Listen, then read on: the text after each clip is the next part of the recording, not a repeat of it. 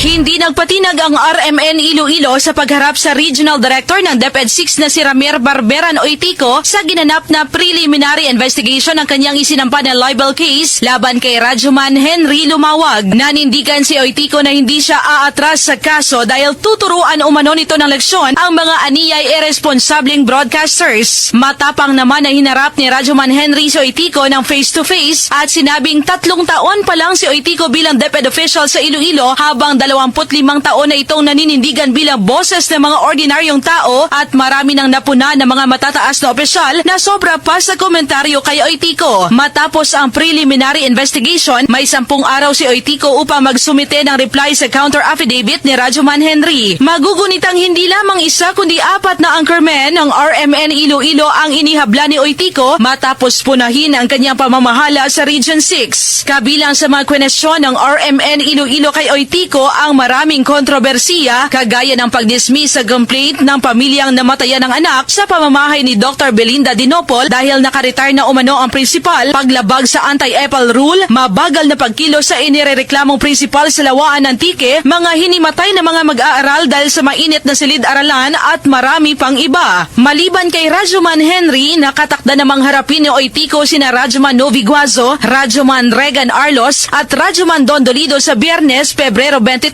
para sa preliminary investigation sa kasong libel na isinampa ng nasabing Regional Director. Kasama mo sa DYRI RMN Iloilo, Rajuman Maggie Maleriado, Tatak RMN.